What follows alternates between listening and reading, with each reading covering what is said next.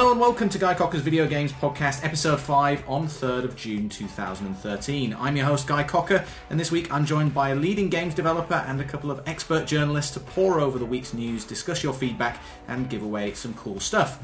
My first guest was a designer for the likes of Blitz and Bossa Studios before breaking out on his own for the BAFTA-winning Thomas Was Alone. His name is Mike Bithell, otherwise known as the highly prolific tweeter at Mike Bithell. Mike, thanks very much for joining us. Thanks for having me. My second guest is a journalist who has written for the likes of Time Out, The Times, The Mail on Sunday, SFX and many more. He also launched the official Xbox 360 magazine and is a founder of the Games Journalism Prize, the winner of which was announced last week. He's the lovely Dan Griliopoulos. Dan, welcome. Hello. Dan, you're very quiet there. Hello. Like a mouse.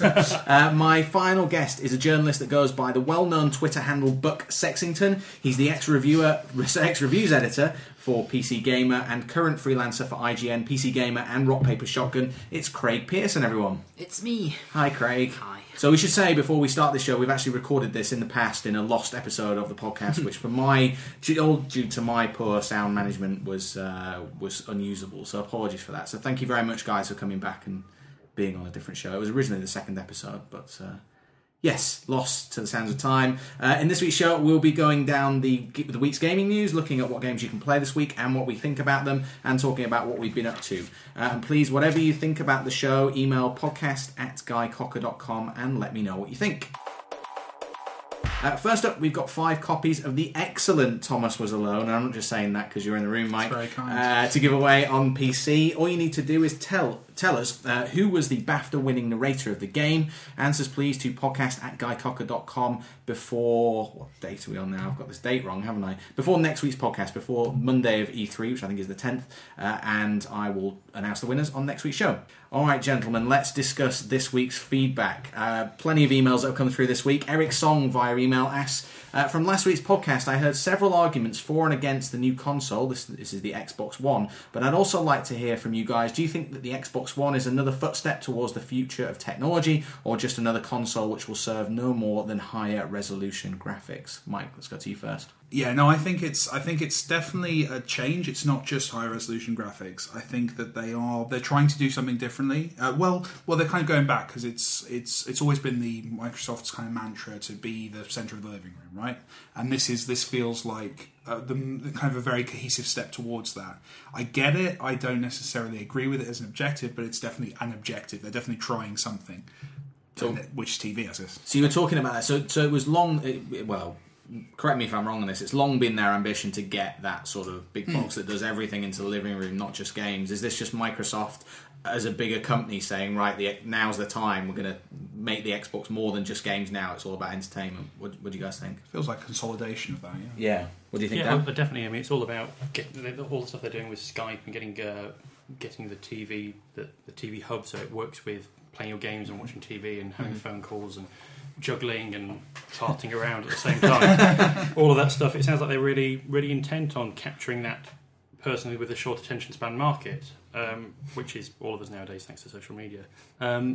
It's interesting that the question asks about high resolution graphics, and obviously most mobile phones have the same resolution as the Xbox One will have.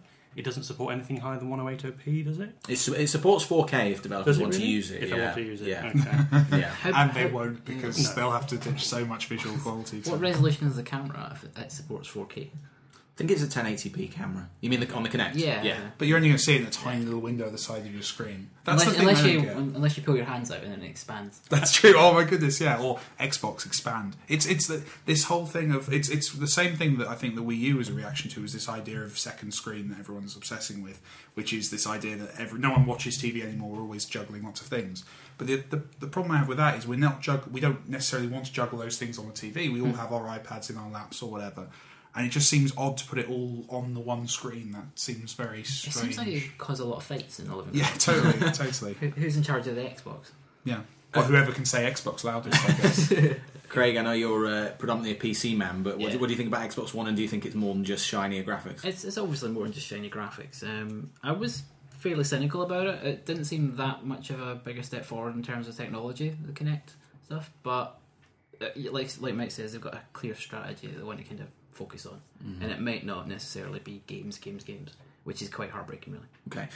Right now, where are you at? Are you pre-ordering the Xbox One, you guys, or are you more excited about PlayStation 4, or are you more excited about PC or mobile, or what's the general feeling? We're all winking at Mike here. It's exclusive Sony content. You heard it here first. No, I'm definitely a Sony guy. I think fanboy wise, I'll definitely be picking up PS4. Always, first. or just now? You just Well, I've got a lot of reasons to like them at the moment. Sure. No, it's been I've obviously had quite a bit of success with Thomas on PSN. I think professionally, it's definitely the console that offers the most opportunities to me as an indie, and I think there's a question about that coming up. But the as a player, I mean, at the moment it's very early days, right? We've not actually seen many or any games. I mean, I'm not a sports game fan, so that really hasn't been anything for me yet. That was a big problem with it. I think they'll hit that. I think this press conference was for a very different audience, and I'm hoping that E3 they pull out 20 awesome, interesting games.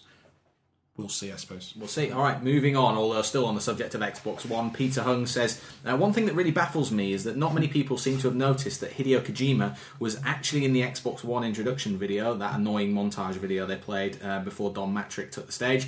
Many seem to be more concerned that people like Jonathan Blow are not abandoning Microsoft and going with Sony, but no one seems to be talking about a long-term Sony ally appearing in an Xbox One reveal. Can you address this? Well, we had the whole thing with... When they announced the Wii U, they had that entire montage of people like Ken Levine and... I'm pretty sure Hideo Kojima was in that one as well. And none of those, Ken Levine's not produced anything for that. Most of the people in that montage haven't produced anything for the Wii U, and most games for the Wii U seem to have been cancelled, so it doesn't mean anything. Just having somebody in there, they're just willing to show their support and show their face because they like having their face on a screen. And also, I think as well that it's an exciting, optimistic thing. I mean, Kojima actually specifically hasn't. He's had links with Microsoft platforms before. It's made games. I wouldn't read too much into it.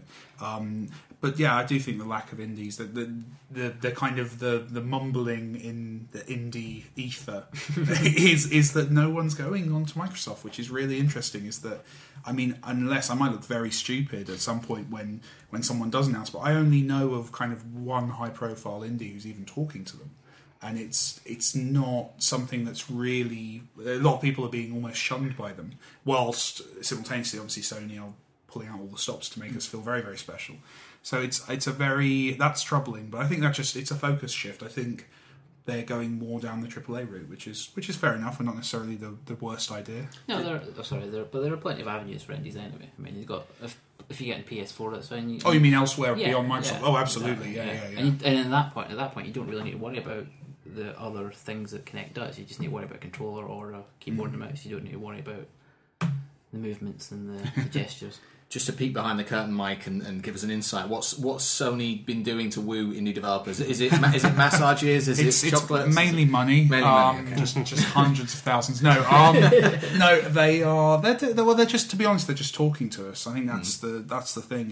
Is I think Sony have realised that they have the AAA licenses, that they have the AAA titles that will be probably intermittently coming out, usually around Christmas, and they're going to have those anyway. And I think what they're realising is that stuff that happens in the rest of the year. A lot of the big releases throughout the year are indie games, and if I think about the last 6 months or so, the games that I've enjoyed and been excited about coming out have largely been indie games, because that kind of middle ground of the movie tie-in game doesn't exist anymore, and lots of other kind of smaller niche games have kind of either faded away or shifted to indie. I think it's very smart. They're meeting us, talking to us about our upcoming games, buying us beers, getting to know us, and I think that's basically talking to you. Yeah, basically talking to us, because this is the thing: is indies have always, especially with the last generation on console, PC's always been better, because I think Valve kind of wised up to this quite some time ago. But the big distribution platforms on console, we've always been kind of the guys who almost have to come on their terms. So it's not that we come to them and say, "Oh, we'd like to release a game on your system." It's that we are put in, and this seems like this might be how Microsoft's planning to deal with it, with someone to kind of look after us through publishing. We don't need that. We can make games and release them. That's kind of the easy bit. The challenging bit is the distribution and the visibility. And I think Sony seems to be pushing more in that direction, whereas Microsoft seems to still be in a kind of an XBLA mindset. I've got sort of a productivity question. When you're making a game for something like the PS4 or the PS3, maybe, I guess, when you need to patch it, what is that process like? It's a lot better than Microsoft's was historically. Microsoft's historically was obviously there was kind of a fee that you had to pay in order to. Sony, it's more variable with Sony, but I think accommodating is the word. It's never going to be as easy as on PC. You can just push it up to the server. There's a lot of steps as well with console in terms of quality control. You have to make sure that this patch isn't going to cause problems as much as is humanly possible. So there are more barriers. It's not as fast a process as we see on PC or even on mobile, but it's definitely better than what Microsoft was. Obviously, I'm not privy to what Microsoft or Sony's system's going to be with the new generation, so they might have shifted that. Well, hopefully that answers the question about Hideo Kojima. But, I don't think it matters much. I think Dan addressed it by saying that developers will show up and be on those videos no matter what. Gary Henderson asked via email, what have been your favourite / best games that you've played on the current generation of consoles, and also are there any hidden gems that people may have missed? Dan, so have you got a favourite? Now we're approaching the end of... I think Braid. Braid was the game for me. It was cerebral enough. It had enough unique mechanics in it. It played around with time. It had more mechanics in one of those little bits, about 4 levels. Each level had a different thing it was going to be doing, and you just had to keep learning and stretching your mind. Have you played it recently? It's, where it's sort of a 5-year-old, 6-year-old game? Yeah, I think the art's going to hold up and the mechanics held up. It was perfectly polished at the time. So yeah, Braid and Flower as well. Obviously, Flower was that was one of the best exclusives that Sony signed up. That game company, Flower, Journey, and Flow, just amazing games, all 3 of them. What a trilogy! Yeah. What about you, Craig? Spelunky. Yeah. I mean, actually, so the PC version or the one that came on? Oh no, I've got the Xbox version. It's a lot better. The control methods on the Xbox, just the PC controls are a bit sticky. That's relatively recent. That came out in the end of last year, didn't it? Yeah. I don't play that many console games. I mean, the other one would be Journey, which probably I think it's probably the most unique PS3 game I played. It's almost as good as the band by the same name. Almost. What about you, Mike? I'm an absolute sucker for Far Cry 3. I really enjoyed that game, even though there are so many problems, especially in the narrative that's kind of been discussed a lot. But that game just to me felt like if this was the generation of the open world, that was the game that for me kind of nailed it in lots of ways. How do you feel about Blood Dragon? Was that? I kind of enjoyed that. To be honest, I played it for about 2 hours and haven't gone back to it. I don't know if that means anything or if I can read too much into that, but it's definitely it was. I liked what that represented. Definitely from a kind of a AAA game company just saying we're gonna spend a very small amount of money on something absolutely crazy, reskin some stuff, do something. It was a very indie way to make I know I keep saying indie stuff, but in terms of the one that was the underappreciated hidden gem would definitely be. I was talking about this with some people on Twitter earlier. Shadow Complex, I thought was absolutely brilliant. That was from Chair, wasn't it? It was Chair, and Epic, came through Epic. But it's one that, again, despite the dodgy politics of the writer, was actually just a really solid throwback to that kind of Metroid thing, but just really something that very few people seem to have actually played. It didn't take off in the way I think it could have. I heard quite a lot of people talking about it. Yeah. It didn't appeal to me because of what you already mentioned. It came out, I think, just alongside Trials on Xbox, as far as I remember. And it was. I think Trials really took off. I'd say Child of Eden was a game that I really liked, and then no one seemed to play because it came out and it was just on the cusp. Where if it was released as an Xbox Live title, I think it would have done really well. But people were reticent to spend £30 on a game that was essentially a couple of hours long. I think there's an awful lot of games which are journalist games, which we all love and which developers love, but that nobody in their right mind in the public would spend the money on. And a normal human being. The other key thing about an awful lot of my favourite games on the consoles, like Oblivion and Skyrim, was they look better on PC. They got better support on that's PC. Why I was struggling. They got free DLC on PC. I could never really say Far Cry 3 on the consoles because I just played it on the PC. They look beautiful. Yeah, and the new consoles will almost make it look as beautiful. I'm outnumbered here. And then finally, James Briefel asks via email, as a gamer, I've increasingly found myself suffering from gun fatigue. Why do I feel like an old fart when I pick up a game and get tired of using guns all the time? The end of the current generation has given me a perspective on just how many games use gunfighting. I feel that the novelty of using a gun has almost completely worn off. There's no shock factor, no exhilaration when picking up a virtual gun and using it. The effect has entirely worn off on me. Am I the only one that feels this way, and what do you guys think? Well, it's interesting. I did see that GTA producer who said he's quit making violent games because he had to go home to his grandma in Alabama or Texas, and she was religious, and she kept asking him why are all these video games so violent, and he just went, I can't keep doing this anymore. Right. So it's that's one side of it that we. And he's quit because of his grandma, essentially. He quit a few years ago, and I think now he's got a game coming out, so he's not talking about it. But. Cynic. But Borderlands 2 is a game that was all about having hundreds of guns of all different varieties, and it didn't hook me at all. But that's because I think it works more with it's a multiplayer thing. If you play by yourself, it's just a really boring game. To be fair, they kind of they did make light of that fact, and it wasn't like a Battlefield or a Call of Duty where there was real guns being used and all the rest of it. Did you not? Still with Borderlands, I mean. Oh, with Borderlands, yeah, they still made light of it. They made light of it, and obviously when you found the most amazing gun, it played on the same World of Warcraft loot drop thing where you get stochastic processes that are making you behave like a lab rat, just hitting the lever endlessly, wanting to keep playing in case you get a better gun, so you can shoot more people to get a better gun. It's just that horrible tight circle. I hate those kind of things. It doesn't do it for me, but I know it. If you're easily addicted to things, it'll loop you in. Mike, you said Far Cry was one of your favourite games of the generation. How do you feel about guns? I'm not bored of them yet. It is something that you hear a lot amongst game developers that have been in the industry a certain amount of time. That it is something that starts to creep in, especially if you've worked on them. Because this is one thing: is if you're making a game. I've done it before. I've worked on a third-person shooter at one point, and there is a certain point when you've been doing it for a few months and you've been going to work and spending 9-10 hours straight every day shooting virtual people in the face.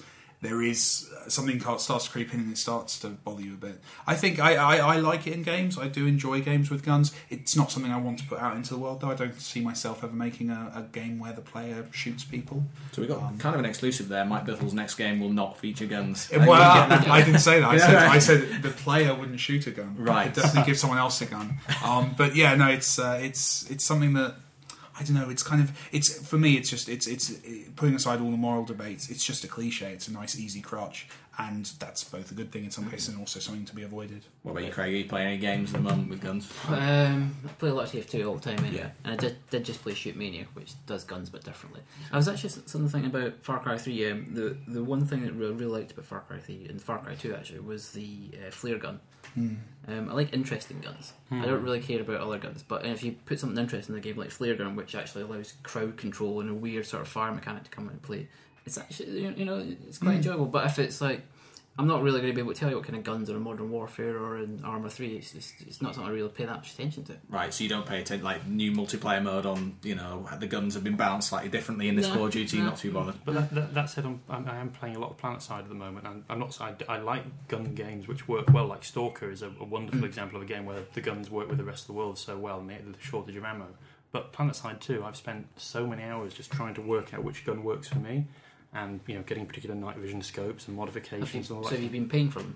I paid for guns, yeah. Well, paid for guns. Gun company's been paying me. No, that's not right either. I've paid for kind of a night vision scope because of the colour blindness. I can't tell when people are on my side or not. So with the night vision, I can actually pick out where people are anywhere in the field of view. But it doesn't mean I have to walk around all the time holding the gun up to my face. A bit odd. Do you feel they're discriminating against you because of your colour blindness and you have to pay to be able to play the game properly? No, they fixed an awful lot about it, and they've fixed the way you can change the interface so that friends are flagged up in different ways that your eyes can actually see. So a completely customisable interface, which is great. They've done accessibility really well. It's just that I really like being able to see people immediately. Well, thanks very much for your questions. Remember, you can email podcast@guycocker.com and we'll read all the feedback on next week's show. Okay, time for the news section. We've got 4 stories, actually more than 4 stories here that we think merit discussion this week, so I'll kick things off. Sony mandates Vita remote play for all games on PlayStation 4, according to Eurogamer. A trusted PlayStation 4 developer source with a proven track record for accuracy told Digital Foundry, I think it's a subsection of Eurogamer, that Sony has mandated Vita remote play for all upcoming PlayStation 4 games, except those that require the use of its bundled stereoscopic camera, the PlayStation 4i. Sony Computer Entertainment Worldwide studio boss Shuei Yoshida? Is that how I pronounce it? I think it is. Yes, it's true, unless the game requires specific hardware like the camera. He posted this on Twitter in response to a question from a follower. It will be great to play PlayStation 4 games on PlayStation Vita. So, Mike, I'm going to come to you first. You're a PlayStation developer. You've got any games that you make on PlayStation 4 have now got to be, unless they're using the camera, got to be playable using PlayStation Vita. Is that a good thing or a bad thing? I think it's a good thing. It's definitely a feature that, as a consumer, I'm going to use, definitely, because I've got a Vita and I will have a PS4, so I think it's something that makes sense. From a developer standpoint, as it's, I believe, I mean, I'm not involved with it yet, but I believe it's on their side, so it won't have too much of an effect. Sure. It's basically being treated as a screen, right? Yeah. So I guess my only fears with it would be to do with the interface. It's actually making sure everything's readable and everything's visible, but it seems like one of those features that's just kind of a no-brainer, quite cool. Yeah. Don't see any major problem with it, to be honest. So it was the only main problem would be that there's fewer shoulder buttons, right? Of course there are, aren't there? Yes. But the main problem with it on PlayStation 3 was that there was no discrete processor for doing the video encoding to send it to a Vita. Whereas on PlayStation 4 there is that hardware, there is that chipset that provides that functionality. It's a good point about the inputs. I hadn't considered that. Yeah. Well, in which case I assume that it's just a workaround. I don't think anyone. Well, I hope that it wouldn't be treated as the primary platform. It's an add-on, right? It's a nice little bonus. Big selling feature. No one's going to complain that your interface isn't quite as good on PSP as it is. On PSP on Vita as it is on the PS4. So I'm not. I think it's quite cool. I don't think it's a negative story, to be honest. There may be ways to have those shoulder buttons incorporated to the back touchscreen, maybe, or to the front touchscreen, or something like that. Danny, you a Vita owner? Are you going to take advantage of this functionality? No, I've not owned a mobile device since I got a mobile phone that played games better than all of them. It doesn't cost £400. Well, it does, but you get on a contract. if they did Vita on a contract and it had a mobile phone inside it, I'd probably buy one. But for the moment, I tried it at E3 a couple of years ago and was just not impressed at all. It doesn't do anything for me. So, and the resolution is just really odd. It's really strange. It's 960 by 554. Is that right? Yeah, 544. Yes, yeah. Which that is going to have quite a big effect on, like you say, the interface and just text. Yeah. I mean, I don't suppose you'd be playing giant RPGs on it. No, and you wouldn't want things with anything with kind of big clunky interfaces, or even just stuff like I don't know, playing Assassin's Creed and being able to see that chap in the distance who was 8 pixels high is now 4 pixels high. It's like I can imagine that there would be there would be some interesting sort of problems to solve. But again, I think as a cool add-on, I think it's something that I think players are going to understand if your game doesn't quite look its best on there.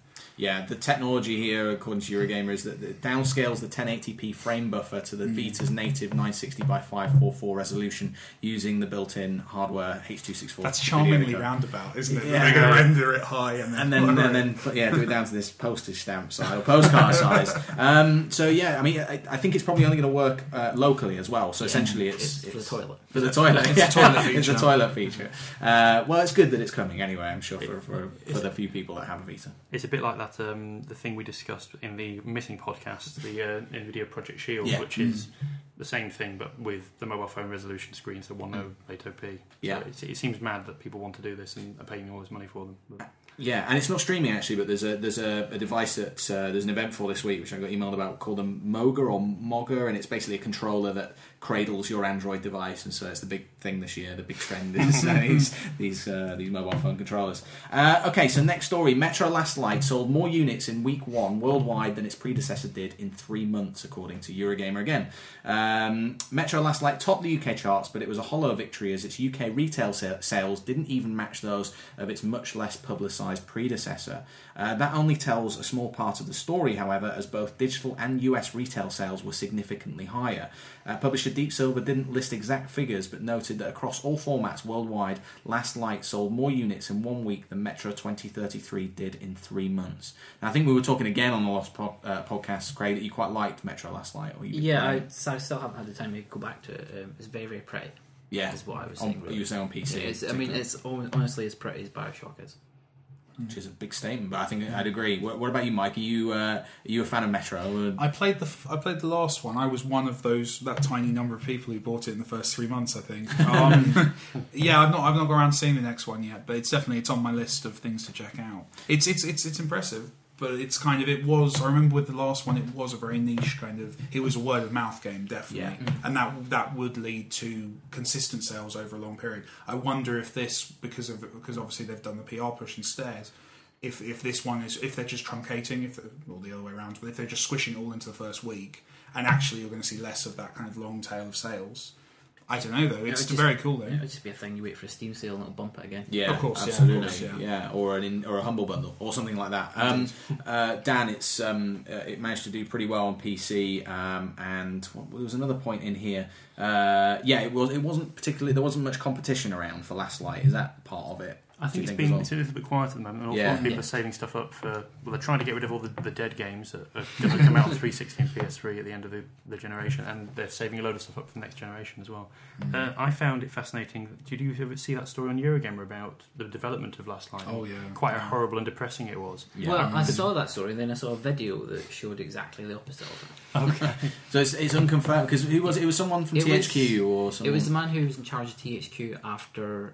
It was Jason Rubins, wasn't it? Yeah. So he was saying that they were crammed together. They were, it was a very cramped, difficult working environment. Yeah. Then there was a video on Polygon that showed them all sat in very expensive seats and quite a lot of elbow room. I've been on the other side of that though. That sounds like a case of the publisher chap is obviously exaggerating to make a better story, but then I've also been in a situation where when the cameras are coming around, you tidy your desks and you move things apart. Like it's possible that they've kind of staged that to an extent. Got the 10 nice chairs there, the nice office. He almost made it seem like they were like working in a volcano. You're right. But I did talk to the producer before this story came out a long time ago when they first announced Last Light, when THQ first announced it, and I talked to this guy, and he just he's a Californian beach bum with long dyed blonde hair, Dean Sharp, and a little goatee. And he looked like the most depressed version of the Big Lebowski you'd ever seen, because he was just sitting there saying, "I'm basically hiding in my flat and going to this place, and I've been evicted from my flat, and I hate it there, and it's horrible outside, and the roads have big holes in them, and it's just horrible. When can I come home?" He clearly wasn't paying much attention to media training. No. He'd been there since Stalker. Oh, okay. Right. So it's probably the 1,000-yard stare he's got on him. What's your development environment like, Mike? Is it it's a lot like my living room. Very similar. Occasionally toilet. This is I'm in my front room, but in fairness, the water does run. There is electricity. I am actually investing. Everyone's telling me to buy a really expensive chair that I forget the brand name of. Right. There's a specific chair that it costs like £700, and everyone's saying I need to buy it, and I'm not convinced. But anyway, that's irrelevant. Would that be a treat now that Thomas Was Alone was finished and has been released on PlayStation and all the rest of it, or would it? I think it might be an investment. I don't know. That's probably how I'll sell it to the tax man. Okay, and then what was it? I think that was it on Metro Last Light. Dishonored dev though is making Prey 2, according to another report by Eurogamer. Eurogamer's done well in the news this week. The developer behind last year's Dishonored is now making Prey 2 with a targeted release window of 2016, according to a new report. Kotaku said Bethesda has assigned the AWOL sci-fi adventure to Arcane Austin, which parent company ZeniMax Media owns, after failing to find an external studio to take on the project following the split with original developer Human Head. Craig, is this crazy? Is this possible? I mean, Dishonored and Prey, those are quite similar titles. One's an open world and the other one isn't. Right, okay. Sorry, in my mind they were quite similar. But Did not Prey 2, was that not going to be an open world though? Or no, Prey 2 is going to be a much more open world than Dishonored was. I don't think there would be any discrete levels. It was probably more closer to a first-person Assassin's Creed than anything else. According to Kotaku though, the dev team has been encouraged to treat the game like another System Shock, so less like the original Prey. And, that just gets even more confusing, frankly. Right. That's how you sell that game. But Prey 2 is a massive, strange leap from Prey 1 anyway. Prey 1 was originally a very corridor-focused game. Prey 2 was going to be an open world. If this one's going to go back to corridor-focused, well, maybe not corridor-focused, but like a tighter notion, it could be a good idea. Do you have any insight on what happened to Prey 2? Because it was in development for so long. And they were very quiet about it, so just nothing. Right. I think wasn't there a Reddit thread? We did hear today that one of the developers of Prey 2 came out saying that the game was finished. It was all very, very close to it. Yeah. It was completely feature complete, and it was ready for beta and all that kind of stuff. So. That's what there was some chatter on Reddit. Yeah, disgruntled developer of the original Prey 2 team, but you always have to take those stories with a. Yeah, I do know that Arcane have two development teams, one in Leon, one in Austin. And I know Harvey Smith had just gone to Leon now. He's moved permanently. Yes, right. Okay. He was. Well, they were both teams working on Dishonored now. I think they split into two, so they could have one working on Prey 2 and another doing Another Dishonored? I guess another Dishonored. Yeah. According to more reports, Fallout New Vegas developer Obsidian worked on Prey 2 at one point, and according to Alien Noir Sniper Elite V2 developer Rebellion turned down the project altogether, but the UK studio told Eurogamer this is false. So Rebellion, they said, we were neither offered nor turned down the offer to develop Prey 2. The first Prey was a 10-year project, wasn't it? It was a fair long time. Crazy. Yeah. Why is it so top? Because I mean, the original Prey 1, it suffers in comparison to Portal, but it's not. It wasn't a terrible game. It had some slightly dodgy stuff in there, but it wasn't incredibly silly. But who was it? Was it Human Head that made it originally? Yeah, I think so. Yeah, I believe so. I don't really know what their kind of quality, what kind of games they make other than that, really. So I don't know what kind of quality. They just made standard franchise spin-off shooting games, as far as I remember. So. But it seems like this would be a pretty straightforward thing to... Maybe they made a game that Bethesda couldn't envision on a giant billboard. Well, Dishonored did really, really well. I mean, commercially, critically, it won the BAFTA. I don't know if that factors into publishers making the sequel, but there has to be another one coming out, some game in that universe. What do you think, Craig? Oh yeah, I'd imagine so. I'd imagine that the Leon team are working on that, and the Austin team are doing whatever Bethesda want them to do. And then a sadder story: Oculus Rift engineer killed by suspects fleeing Santa Ana police, according to Joystick. Andrew Scott Reese, a computer graphics engineer and co-founder of Oculus VR, the company behind the Oculus Rift VR headset, was killed in Santa Ana on Thursday, reported local ABC affiliate KABC. Reese was traversing a crosswalk when he was struck by a Dodge Charger, carrying suspects fleeing Santa Ana police. Now, obviously, that's a terrible story, an awful story. I mean, there's not much I think we can add to it, but you've got an Oculus Rift, and you've got it here. Unfortunately, you forgot the power supply, right? But we're still. Craig's particularly disappointed about this, but you are excited about the technology behind this. It's amazing, and I think actually his contribution. It's very easy with VR headsets to look at the physical technology, the kind of the lenses and the way they put it together.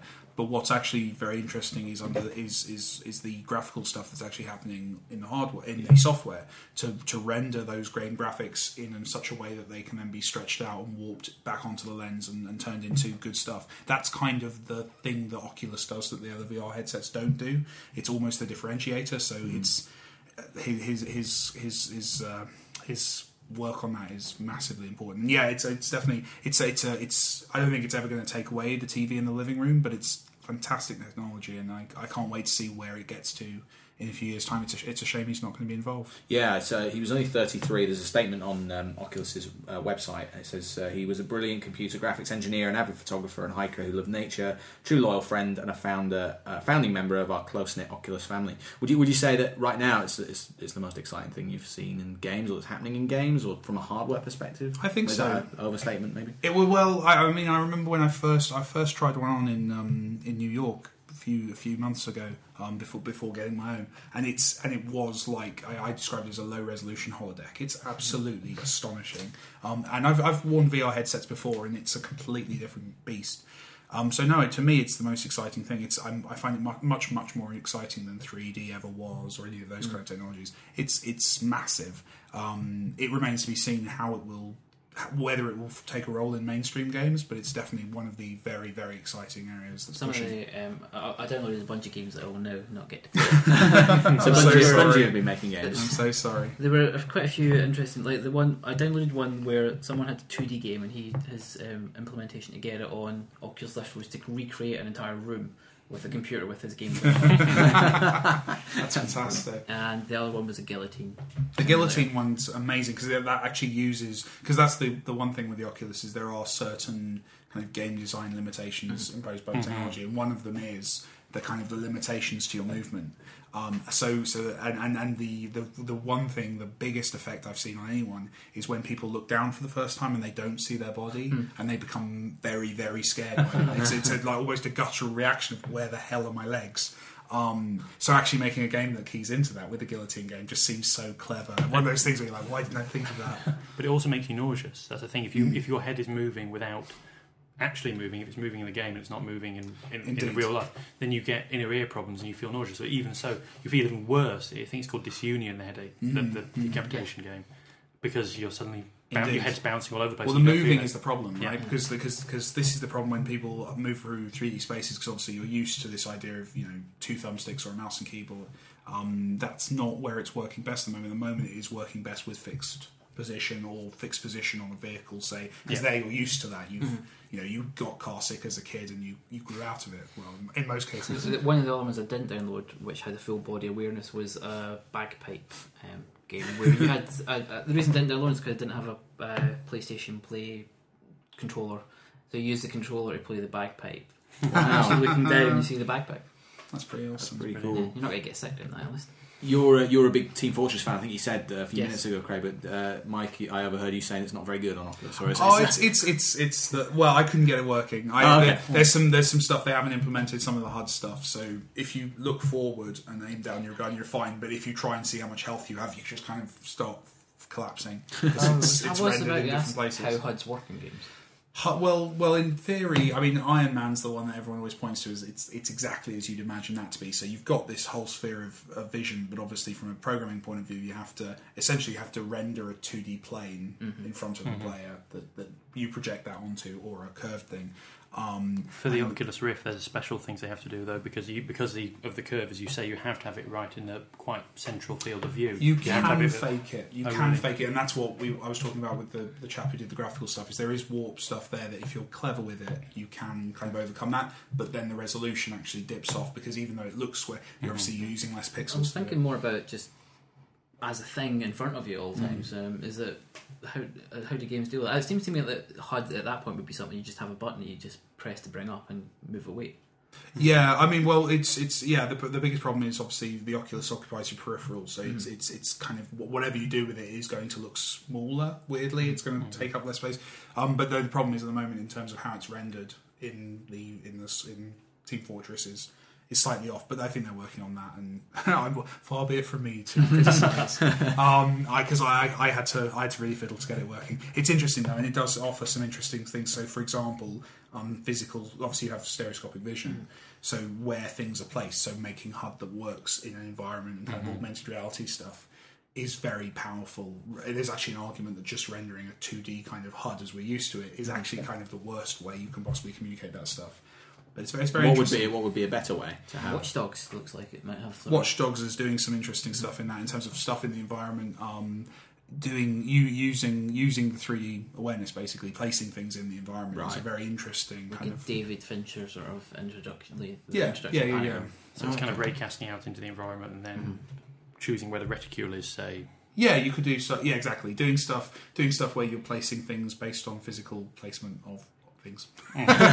It's all going to be played with, and that's what is interesting, because it's a completely different way of experiencing a video game world. That's why it's so exciting. Is it's not we've been playing games on ever increasingly high quality screens for years. It's just a completely different way of doing it. What's your longest play session on the Oculus Rift? I'm getting better. I had to train myself. Like, I know the first time I lost about half a minute. I can usually stomach about 10 to 20 minutes in there, but I've not trained it. I know some people have managed to do hours and hours and are fine. There's reports of people starting to dream and remember places they went to in Oculus, which is fascinating. When you say you can last 10-20 minutes, what's forcing you out? A headache or some nausea. Not running to the bathroom nausea, but general sense of this is something I should stop doing for half an hour. It's a bit like being car sick, isn't it? Yeah, it's subtle, but it's there. I'm not sure if the technology is ever going to get past that. I mean, my problem I know with mine, because I run it off of my laptop, which can only handle about 30 frames a second. So the more at better frame rates, because obviously your eyes go at better than 30 frames a second. So I've noticed that when I've just run a very simple environment, 60 frames a second, it's much better. Okay. But yeah, so there's certain things that are going to get better, but it seems like, I mean, at the end of the day, you are faking the thing that you've been trained since childhood to understand. So I imagine there will be challenges. So if you gave an Oculus Rift to someone that had just been born and they just wore it enough, they would get naturally adjusted. Progressively bigger Oculus Rifts. You'd also probably get arrested if you did that. Yeah. It's like the people who taught their... Did you see the kid who was raised to speak Klingon only? No. Fantastic parenting. But you could introduce a child to a completely different world. They would never know the difference until one day you just go, ha-ha, until off the face. Kind of like like Keanu Reeves in The Matrix. You would be a cruel father. Really rubbish Matrix. Don't have to be a father, Craig.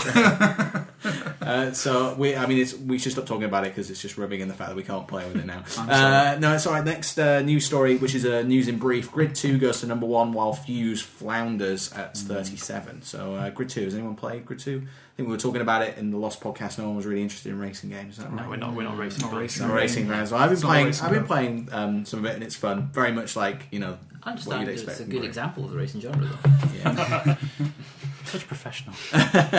Fuse though, anyone play Fuse? I've seen it at preview events and kind of wondered what was going on. And Yeah, why are they promoting something that looks like it's old and boring? it reminds me a little bit of an old Ubisoft game that I can't remember the name of. It's 4-player, the first-person shooter that was made by, was it Rare that made it? Trying to remember, must be not Haze. Was it Haze? Yeah, Haze. Yeah, Haze. Yeah. There you go. Yeah, it's a very strange one. It reviewed. I'll try and pull up the Metacritic score, but I saw sites giving it between sort of 6 and 8, and it was heavily marketed. It was all over sites, all over the past week. So, what happened? It was just the marketing was not strong enough. It was just a boring game. They probably just threw too much money at it and then realised belatedly that it wasn't as good as they wanted. But it sounds like it was getting good internal reviews. People were enjoying it internally, so I'd just say that they had a problem with what their marketing department thinks constitutes a good game. None of us know what it really is yet, Yeah, which true. is kind of a bit of a problem. So yes, that was particularly bad. And then Craig, you brought a story along for Massive Chalice. Oh, I was just, it's just interesting to see that Double Fine are going the Kickstarter route again. And it's quite a gamble because their other game hasn't even been released yet. Yeah. What's your yeah. No, I think that's really good. The video was fantastic. The video was fact great. they managed to work in some Arrested Development references to the new series, that's impressive work. No, I think it's cool. I think if it's a model that allows those guys to keep making games and not have constraints put on them, I'm absolutely all for it. I think it's awesome. But you're right. It's very interesting the level of respect that Tim Schafer and Double Fine have, that they can do that when you can imagine other people trying to do the same thing and being immediately knocked down. Yeah, if you're not as winning as Tim Schafer, then This is it. But fair play. If you are as winning as Tim Schafer, then use it to be make fair, whatever you want, I guess. The explanation of the game that your heroes die and leave behind their own, their DNA almost, and it passes on their abilities to the next. You're playing with eras of heroes, or it's more strategy oriented. So it's an interesting sounding game. Is this testing the patience of some people on Kickstarter? I think Kickstarter's testing the patience of a lot of people. Right. What's it like to cover it? It always struck me that you must get emails every few hours about Kickstarter, right? It's an interesting decision-making process because you have to do that. I mean, you're always making decisions about what you cover on a website anyway, but it's not usually something that could affect someone's livelihood in quite a dramatic Direct way. fashion. Yeah. That's true. But I kind of try and avoid that sort of thought and just look at the game, and if it's worth covering, That's what- cover the game. Do you agree with the moral argument of covering this stuff as well? Like you say, it has a real impact, and covering it may. It's out there. It's up to us to just look at what we perceive as an interesting game and point the readers towards it. I think that argument's the same with all games, really. Yeah, I mean, all yeah. of them are made by people who Exactly. are looking to make a living out of it. So it's, Sure, I think there are some journalists though that feel like if they write about a game that they've funded themselves, they have to put that disclosure on, it's on their true. article. Actually, I mean, a lot of people don't. I know Rock Paper Shotgun. None of them back games. I mean, that's a policy. That's a policy. Yeah. So, I'd have a problem with it if it was traditional investment that they were seeing a return based on its success. But I don't see the problem if you're just backing a project. it's like buying a game. Really. You're not a real investor in that project. Yeah. Your only investment in it is actually seeing the game being made. You're not receiving anything from it apart from a game. Well, I've definitely not received anything from any of the Kickstarters I've had. None of them. I think I've had 16, and I've had an alpha from Maya by Simon Roth, and that's it. Not FTL. Wow. I didn't back FTL. I played it, but I didn't back it. I tweeted that a little while ago about how many games I had. I think I had 4 that had finally come Out to of- fruition. About 10 or 12. Right, But okay. these were stuff I backed really early. I mean, my first Kickstarter game was like a $5 game that actually hasn't arrived yet. Well, I backed Project Goddess, and then found out he was going free to play with it, and was like, "Why have I paid money for something that's going free to play?" Free to play in certain Circumstances formats. when he's decided what the hell he's doing. Yeah. It's a massive risk, and it's terrifying from a developer point of view as well, because those developers who've asked for backing and then for whatever reason it's not worked out or whatever, they're going to have a very hard time convincing you to ever get their stuff again. And I do worry about young guys coming up who making their first game and are getting backing and make it through the process, take the money, and then have underestimated the time it'll take, massively overestimated their own abilities, whatever. It's kind of a recipe for a few people to kind of almost tarnish their name before they have a chance to make it in the first place, which is... You've got to have a fair amount of confidence in what you can produce. Is Tim Schafer hitting that Zach Braff level now, where it's like, well, you've got surely enough money to back your own project? I don't buy that argument. No. I mean, I didn't with Zach Braff either. I mean, these are guys who... Yeah, the idea that because someone is personally wealthy means that they can fund whatever they want seems incredibly reductive to me. Right. It doesn't seem like something... I'm sure Zach Braff doesn't have the money to just make a film that he wants to make. I don't know. But it doesn't seem like that's the case. And with Tim Schafer as well. Tim Schafer, he's running a very big studio there with games that are not mega hits. So I'm sure he's not... I doubt he's rolling in money. Right. I don't think he's probably that crazy wealthy. I was a bit surprised that Lord's British, who personally funded space travel. Yeah, this is the thing, is if you can go to space, should you have a Kickstarter, which is fair. How did his go, actually? I can't... Did he successfully... Yeah, he completed it. I don't know if he got much further beyond just the basic amount. Yeah, he got a few stretch goals. Did it? I backed. Again, another one I've backed. But I interviewed him and I found him completely sincere and lovely. And the space travel thing, you just go, yeah, if you spaffed all your money on space travel, fair enough. Well, I do think it's none of my business. That's the thing. I don't think it's anyone's business. What's in my bank account? So why do I have any right to ask someone else? Well, we're not at that point. We're not asking. We're aware of what was in his bank account at that point. And I also lives in a castle. He lives actually in a castle. I think he may have sold the castle. You live in Castle Cocker. Yeah, of course, yeah. So, and the last story was Steam's Greenlight troubles. I'm unaware of this. Oh, I must have missed this story. There's a game called Paranautical Activity, which is a sort of first-person, randomly generated dungeon crawler thing. And they had initially started a Steam Greenlight, and eventually a publisher got in touch with them, who were Adult Swim. It's Adult Swim, yeah. Right. And said, we can bypass Greenlight for you because we have a publishing deal with Valve.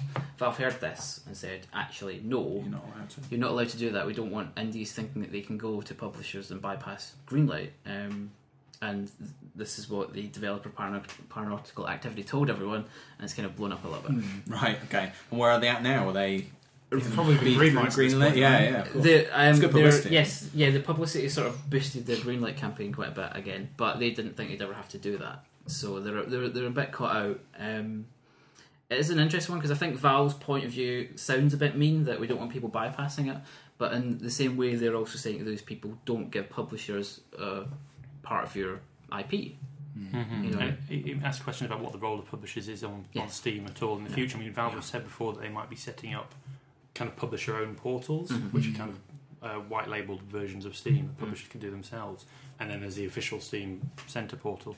So if that's the future of publishing on Steam, that's going to be quite an odd future. Kind of fragmentation of like the app stores on Android. They're not the gatekeepers they used to be in any way. So that's this week's news. Thanks for those stories, guys. You can find out more about these stories. Just head over to our the shared document, the running order, which will be linked to in the show notes. Okay, what we've been doing this week, time to talk to my guests about what they're up to at the moment, what's on their radar, and what might be of interest. I've written, let's start with Dan, but Mike, I want to talk to you about, sorry Dan, I want to talk to you about your Humble Bundle, which I have on my screen right now, How's and you're literally earning hundreds of dollars as we speak. Just sitting here. Refresh. I mean, I'll be honest, I have been looking at this screen just a little bit. I've lost it. So it launched, where are we at? You're at $1.84 million. That's obviously for the total bundle. That's not your personal income, unless that's how Humble Bundle works. But tell us a bit about it. How do you end up on Humble Bundle, and what's the process, and how's it gone? It's been really good. It's so Humble Bundle. Obviously, everyone's aware it's the big indie bundle. They basically, it was really kind of quite boring. They got in touch because they liked Thomas. Yeah. And then we kind of worked it out, and I did a Linux port, which is currently not working at full optimal capacity. And we went for it. So no, it's very cool. It's an excellent because Thomas has been out nearly a year now. Yeah. It's kind of it was time to do a bundle. It was time to give people basically what this catches the people who mildly give a crap. It's like they're not people who would rush out. They're probably not people who would ever buy my game outside of a bundle. But there's a lot of those people because they are the mainstream. So it was time to catch those people and take their money. So no, it's been cool. It's been fun to watch the numbers going up. And yeah, it's the only issue is we've done a Linux port, and rather than most ports, obviously you do the port and then you kind of put it out there and see how it went. Obviously, pretty much every Linux indie games fan in the world just bought my game for the first time. And there are some bugs, but we're working through them. But it's cool. It's getting there. And then I have found the Linux community really nice about it. They know that it's a hassle to get their game on there. Right. I think that's it. And they kind of they respect the fact that the developers who bother with all of the hassles they get. So I've not had much trouble at all. It's been rather nice. That is, as Dan has just pointed out, that is reflected in the amount that they're spending as well. They may do. be on a free operating system, but they pay more than Windows. Well, they save the money, don't they? They save the money, yeah. Yeah, no, they do. It's those cheap Windows users who bring down the yeah. That cheap vast majority of Windows users. But it's cool. I think that Linux, they are the people who use Linux are very, very territorial and very happy to see someone kind of making a game for them. So they've been awesome, but I do need to make sure the game works for all of them. Trying to imagine any more systems you can make it for. This is it. I'm running out of platforms. I don't know if I'm welcome on Xbox.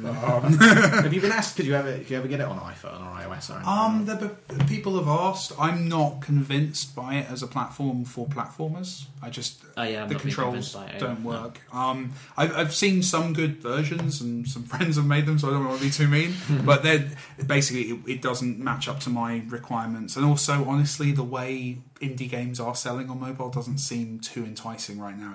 It's unless I put in, you have to spend £2 to unlock half the characters and put it as a free to play game. And that's not the kind of game I like to make. So I don't think it's for me right now. I don't know. If I see it work, I'll do it. And Notch's current top contributor on this is $5,000. But it's very nice of him. He's always there. Yeah, He's but this is not special. This is a good one. I mean, obviously it's a plug for your game, but there's a load of other good games in there as well. It's scary, isn't it? I think I'm the weak link, basically. Like, there are some solid games on there. It's like show me list again. I'm not on there. Guy, can you? Hotline Miami, Proteus, yeah, Dear Esther, Capsized, Awesome Norse, which I've been told to buy again and again, and I haven't bought, so I bought as part of this package. But I think you stand up. I think you stand up with that lot. Oh, yeah, definitely. It's fun. And yeah, obviously you get the soundtracks, and you can decide if you want to give a load of money to charity as well, if you want to. People can do that, which is nice. And if they think that children in hospital deserve their money more than I do, then that's fine. Children called Thomas. There you go. No, it's cool. I have had people send me emails going, "Hey, I gave all the money to you," and it's like, "What do you want? You've deprived children." But thank you. Also, yeah. And what else have you been up to, Mike? So I'm doing my last ever talk about Thomas at the Develop conference. I'm doing kind of a big retrospective thing on it there, and that's July, isn't it? That's July, so I've got to write that at some point. And then the kind of project 2 is kind of getting there slowly but surely. Going to be doing a trailer hopefully for that kind of Augusty, and then a couple of events after that at the cooler festivals and shows. Cool, which should be quite fun. So doing more of the press tour, back on the press tour. That's it. Yeah, it doesn't feel like I ever got off it, to be honest. It seems that Thomas just kind of rolled and rolled. I was told by Dan Marshall, told me who did Ben There Down That and a lot of other games. We were talking down the pub and he told me, set aside 6 months after Thomas comes out because you will just be doing PR for this game. Right. And I didn't believe it. I was like, I'll release it and there'll be some reviews and I'll answer the odd interview. But no, that literally was for 6 months. I couldn't make a game. It's you have to do it though. And so Project 2 there'll be more information. This is not the sequel to Thomas Was Alone, but it's your definitely second project. Not the sequel to Thomas Was Alone. Everyone told me to do a sequel to Thomas Was Alone, but that would be very, very boring. We lost a very good joke that you said actually last time about Thomas Was Alone 2 and the acronym to be avoided. Yeah, definitely. What about you, Craig? What are you up to at the moment? Oh yeah, I played a little bit of Gunpoint. Oh, it's good, isn't it? I've only played the demo, but the demo was very good. Yeah. It definitely speaks to what Tom Francis, the creator, And our dear friend. yes, I spent a lot of time in PC Gamer sat beside Tom Francis, playing sort of similar games that he played. So it's interesting to see like stuff like the door slam in that game. I can see the beginnings of that in Splinter Cell Chaos Theory, where we would play co-op together and open the doors and knock out guards together, and then 10 years later Tom's put it in a game. Who's he working on this game with? Or is it a solo project? It was a solo project to begin with. He got about 3 or 4 people. I actually don't know the people. I think it was mainly artists. Few wasn't it? artists. It was artists and music. Yeah. But the rest of it he's coded, written, and developed on his own. It's so cool because like he's a journalist and he's made a full game. It's incredible. Like to people who like take pride in the fact that they've learned how to make games for all these years, that he's actually managed using Game Maker to make something as polished and really well realised. I love that this is the way things are going, that you don't need that computer science degree anymore to make an awesome thing. He's done it in his bedroom as well. Yeah, it's amazing. You go home and work on it. What's he doing during the day? Is it just this game now? Has it been a side project? For the most part, for the last, I think it's been about 3 years he's been working on it. For the most part, he was day job PC gamer, taking holidays to work on the game and working on it at night. Recently, he's just taken a 3-month sabbatical from PC gamer. Right. And I kind of don't expect him to go back after this. Right, okay. But I don't want to be the person like I don't know. I think it's kind of obvious that it's on Steam right now. It's going to be unlocked in about 4 hours. And I could probably see him making enough money to. Reviews are already good. Great. Yeah. It's a good game. It's difficult for someone like me who's like say a Sam watched it come together, but it is genuinely a good. It's very strange, very Tom. And if you know Tom, if you know what Tom likes to play, you'll probably like this game as well. He's made a game he wants to play. Cool, that's the best way of going about it, I'm sure. What about this Minecraft 2B2T server? It's a Minecraft server that I love that no one should ever actually go on. Just to quickly recap, we talked about this last podcast that got obviously lost. 2B2T is a anarchy-based Minecraft server where there are no rules and there are no admins, and the world is just broken. Right. So where every other Minecraft server is a sort of a celebration of cooperation and planning, this is just a celebration of what you can do with a pickaxe to the world. So it's just anarchy. It is anarchy. Right now, the spawn in the server is about 10 giant columns that are on fire. Right. Yeah. And then around that it's just broken. It goes all the way to the bedrock, and there are hidden like bad guys who shouldn't actually be in this part of the world. They're from the Nether. The big evil sort of killers are sort of loose. So don't go on it. I think the humans are more dangerous, though, aren't they? I mean, if it's the humans are very dangerous, but right now I think these guys are. They've unleashed something so awful in the world. Wow. The minute you see it's the weather, that's what it is. So the minute you see the weather, it will start firing at you, and it's very, very powerful. Unless you probably hacked weapons, you're going to die. So that's what's at spawn. Right. Okay. And so you're involved in this because you're writing about it, or you're just like I found it, and it's difficult to write about because it's ever changing, and it's people who make it. Like I say, I don't really want to recommend to people. I'm more like the filter for 2B2T. I can talk about it without actually putting people on to say, okay, go on the server, because you go on there, people will kill you. You'll see swastikas. Yeah. You'll use very disturbing language at you. And I haven't been on the internet for about 10 years. I'm kind of used to that. Yeah. But yeah, go on if you want 2B2T. Try and find it. Go and check it out. And have you been covering any games that have kind of are worthy of recommendation to the people that are listening? Or I would just say Gunpoint. To be honest. Just Gunpoint. Yeah. Just Gunpoint. I've just been playing the Call of Juarez. I need to play some of that. Yeah, I need to play some of that. Really yeah. good. It's surprisingly good. You don't expect it after the abomination that was the last game. This is it, because I loved the original, the very first one, and they've just slowly kind of declined. But yeah, that one's absolutely awesome. And it's £6 on PC. It's an indie game from Ubisoft. They released some good stuff recently. It's not an indie game; it's Techland. Oh yeah, but it's still of course. It's got an indie feel to it. It's Sure. digital download only. I think that's great though, and I think and like you say, Ubisoft are smartly doing this quite a bit at the moment, and I think it's a very clever move because they do have the big AAAs, but then they also do Why not in getting this space? And it's actually kind of intimidating for indies because obviously they're throwing quite a bit more money at this kind of scale of game than we can. It's and they're also doing all the browser games. They've made Anno Online, they've made Silent Hunter Online. They're doing. I mean, they're doing every single thing. So every franchise that they've got. Every online. franchise that They possibly have, Ghost Recon. They have 40,000 employees or something. wow. Yeah, it's crazy. So Dan, we were at BAFTA for the Games Journalism Prize announcement last week, which was a big thing for you. You said you're coming out of it, you're a bit less stressed now. I'm quite glad it's all over and I've handed over to a nice bunch of people like Cara Ellison and Paul Dean to carry it forward a bit. But yeah, and you were on the panel. So. Yeah, I know. We talked about it at BAFTA last week, but you're still happy about how it went and. Yeah, I'm glad we got a good winner, Christian Donlan, Ninth in the City. Really worthy winner of a sort of as a thing to hold up and go, this is a really good piece of journalism about computer games. It was very personal, it's very inspiring, and it's a really nice piece about a game that just sort of shows off quite a lot about LA. So yeah, I enjoyed it. That podcast is available, and please check out the winning piece from Christian Donlan on Eurogamer. And you're going into E3 as well. No, I'm not. I'm not going to E3. I'm going to have a break. It looks like it's going to be an absolute nightmare. I appreciate you're going to enjoy it. hopefully. You're going to be involved with E2 in London now. Are you going to be with Keith Stewart? I think I'll come and sit down in that for a little bit, just watch it. I don't want to do any. Tell me what night you're going. I'll come along.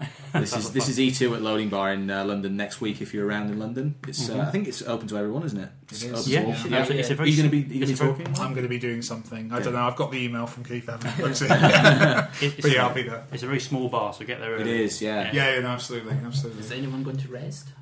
I can't. I'm not on Res this time, no. Oh. I loved Res. Res last year was amazing in Brighton. It was a lot of fun. It's in Birmingham this year, isn't it? It's in Birmingham this year.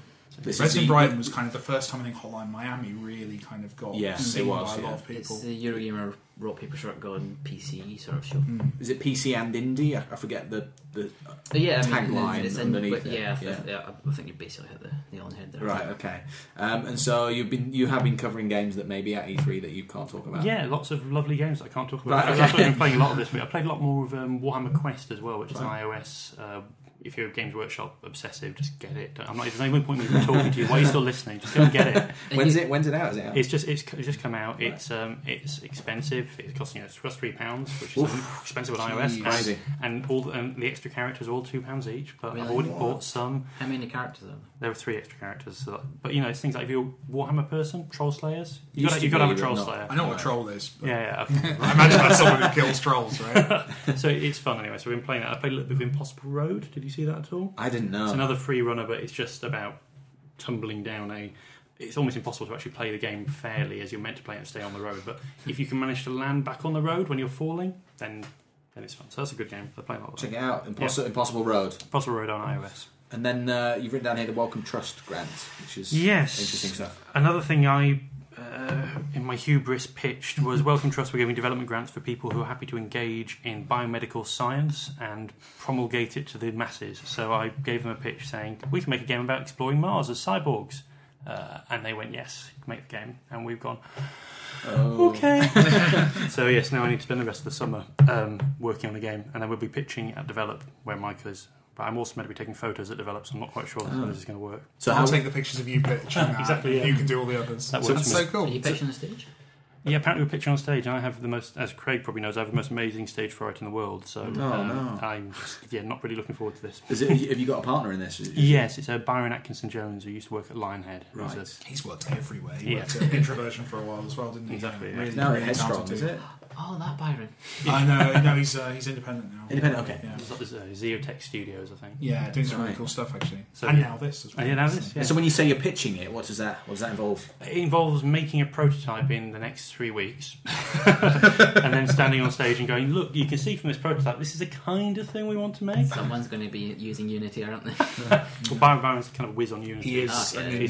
He's a recognised expert. So yeah, he's the guy who'll lean across the table. A bunch of us all go down to Loading Bar in Soho and kind of work from there every week. And yeah, he's the guy who, if I sit next to and I ask him a question, I know he'll save me 5 hours by telling, not only answering the question, but specifically telling me how to avoid the problem that I was causing the question. And yeah, he's fantastic. I was asking him, can we make the game in this time? And he said, well, damn, I made 7 games in a day the other week. So he's also arrogant. No need to boast. Yeah. So he'll be making the game, and you'll be pitching the game. we'll both be pitching, but I was kind of doing design and I came up with the idea, so it's kind of like, yes, he wanted to make it. I was like, okay, good. You want That's to really make a interesting, game for me? It's great. Very cool. How do you find out about such amazing stuff? Were you just at the welcome Dan knows gallery, everyone. or you just know? Yeah, I just know everybody. And he reads everything. Yeah, apparently, according to Kieran. And Mike, I wanted to pick up because you tweeted that you were playing a 3DS, and I've been playing mine loads at the moment. Is that right? I tweeted that I was looking forward to playing a 3DS. My Right. 3DS, I will. By the time people hear this, I will have played on a 3DS because it's at home. It's in the well, it was in the shrink wrap, but I believe my girlfriend has taken it out of the shrink wrap and is now charging it. Did you go XL or? I went XL. I went XL with bundled with is it Fire Emblem? Fire Emblem, 2, yes. The one that I've been everyone's. playing. Yeah. But basically, I got so bored of reading tweets about how brilliant that game is that I decided to grab a copy. It is very good, and I'm becoming more enamoured with the 3DS XL. I wasn't sure at first. It is obviously bigger, but it's the screen is a lot better. I've not. It's my first time. I've been buying since the DS. I had a DS, like an original DS. Right, me too. Yeah, it's the first time since then. But it just looks cool, and I'm a geek for hardware, and yeah. Is it the Nintendo console that everyone actually likes? It is, yeah, it is. It's doing really, really well. It is Some great doing games. really well though. Some It's a great platform, games, isn't it? Yeah. Animal Crossing coming next week, I think it is. Animal Crossing. We talked about this in the Lost Podcast. You're not an Animal Crossing fan. Tried to. I can't remember what. What is it? I quite liked it. I think. I was talking about a game that I still can't remember the name of. That was a 4-player or maybe even a fully online PC Animal Crossing style game that was on Steam Greenlight that I spotted recently. But that's going to be useless because I'm not giving it. But it is out there if you can find They're it. listening Google right that. now, screaming at their iTunes. If you Google PC Animal Crossing Steam Greenlight, it'll come up. Okay, thanks for those, guys. We're going to look at some of the games that are coming out this week just to round off the show, what we think about them and what the reviews are saying generally if they're worth checking out this week. There are a couple of re-releases and special editions and all the rest of it. First one is Journey Collector's Edition, which is coming to PlayStation 3, I think the first time it's been released on disc. Yeah, I think. that's right, yeah. And the Elder Scrolls 5 Skyrim Legendary Edition, which bundles in all of the DLC. I think if you bought that game, you probably wouldn't need to buy any other this year. You're done with that one. And then Remember Me, which I think, Mike, you were saying you were interested in. I'm fascinated by it. It looks beautiful. It does, yeah. I've not played it at all, but the reviews are kind of mixed. Is the polite word, isn't it? Well, no, they are literally mixed though. There's been like 4s and 9s, which is often a good sign. Some people have gone quite high. I'm just on Metacritic right now trying to find this out. It's one where you need to find the reviewer you like to see what he says. This is about it. Well, as we said, the official Xbox magazine review, Blog's review is the flexible one where you choose your prejudices and he tells you whether you're going to like the game or not. It's cool. It's kind of a form. And what did you end up with, Dan? I ended up with a 4 out of 10. Right. I don't think I'll like the game. Gunpoint is also out this week. Just get that in there. Gunpoint. I've heard that's quite good. Is Tom Francis your best friend? With Gunpoint, can I buy more than one version of Gunpoint? You can buy as many versions of Gunpoint. Am I right in thinking that there are 3 specific versions? There's a collector's edition. Yeah, there's a normal edition. I mean, I bought the Super Collector's Edition on Steam, so I'm actually having to wait for it to unlock. I mean, I'm a friend of Tom's and I haven't pestered him for it because I had to do a review as well. He's a very fair man. Yeah, he's a very fair man. I think he owes you a pint though for the commission that you should be earning. Yeah, it's very, very mixed. EGM gave Remember Me a 9 and Edge gave it an 8, and then going right down to IGN 59, Now Gamer 50. So yeah, it is. This mixed. is why it's interesting me now, because it was interesting me before because it's a nice aesthetic, female protagonist, the dream thing's intriguing, but the fact that it seems to be splitting opinions so much. It reminds me of Mirror's Edge. Yeah, in that sense. In the style as well. Very much. Well, and it's called Remember Me as well, which makes me wonder if they are actually subliminally attempting to manipulate people like me who loved that game. But it just intrigues me. It just intrigues me because those. Honestly, I've played enough polished, perfect corridor shooters that I know are going. I buy Call of Duty every year and enjoy 8 hours of being that dude. And I know it's going to deliver and I know I'm going to be entertained and it's fine, but it's always the same thing. Whereas something where actually genuinely it seems to be trying something new, I'd really like to kind of support those kind of games because the AAA guys don't try it very often, so you kind of have to. So the rumours of New Mirror's Edge, which is obviously not a new thing, that won't interest you at all. I'm so excited about it. I've had to force myself from not asking any journalist mates for any information because I know all of you already know, and it's killing me. I'm actually completely oblivious. I think know all of us in here are completely oblivious to okay. but I would appreciate I would- if I had Oculus Rift E3 support. it'll be probably, but I don't. E3 probably. I'm not an I'd be- NDA for that one, so I'd be amazed. Yeah, I'd be amazed if Actually, it you wasn't wouldn't find there. a lot of freelancers who have an inside track in EA games. we don't get invited to things. No. Destructoid has a wonderful quote about Remember Me. It says, "Remember Me is a game that is, to be quite fair, thoroughly up its own arse." So if that's... But from Destructoid, that kind of gives me hope. I like that. I like Destructoid. I mean, the Elder Scrolls coming out again. Does it have a price on this? Sorry, say that again, Craig. The Elder Scrolls coming out again. How much is that going to cost? Because that's quite a package. I'm intrigued by that because I missed Skyrim, and it's one that was always on my list of things to go back and try. You don't have a PC, though, do you? No. I would only ever recommend it on PC just because of the amount of stuff you get in a Steam Workshop for it. But there's quite a bit in the original game. It's a hefty game, isn't it? Especially It's with a those hefty add-ons. game, but there's just something really fun about building your own version of Skyrim. No, okay. And there's some interesting stuff there. Like you can basically turn it into a version of Thief almost. So Legendary Edition is $19.99 on PC and £30 on console. So it's I'll probably pretty buy that, good. to be honest, because I've been meaning to play it, and I just missed Still it. like about 44,000 people a day playing it on Steam. But if you can buy it on PC, just buy it without the DLC and then get all the mods. Yeah. And much there's- cheaper. Yeah, there's enough there to last using it. Are you excited about the Elder Scrolls Online at all, Craig? Or not? Not in the slightest. Not in the slightest. Okay. It doesn't look like an Elder Scrolls game. That's I would be excited about it if it was an Elder Scrolls game. It just looks like a WoW clone. Okay. Well, that's it for those. This week's big release. I think next week is Last of Us as well, which is going to be a big release. Well, that's it for this week's episode. All that remains to say is thanks to my guest, Mike. Thank you very much. You're very welcome. Dan, thanks for your time. Cheers. Craig, thank you to you as well. Thank you. Thanks to you guys for listening. If you have any feedback, please send it to podcast@guycocker.com. I'll be out in Los Angeles for E3 next week, where I'll be bringing you regular podcasts from the ground. Keep an eye on twitter.com/guycocker for more updates, or just subscribe in iTunes to have them delivered as soon as they're available. We'll see you next time.